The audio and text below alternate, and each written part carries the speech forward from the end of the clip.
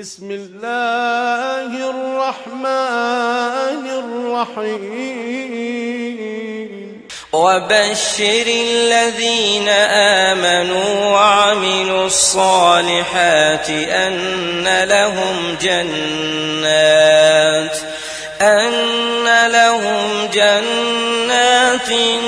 تجري من تحتها الأنهار كلما رزقوا منها من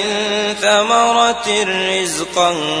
قالوا هذا الذي رزقنا من قبل وأتوا به متشابها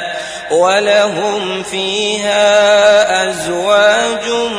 مطهرة وهم فيها خالدون.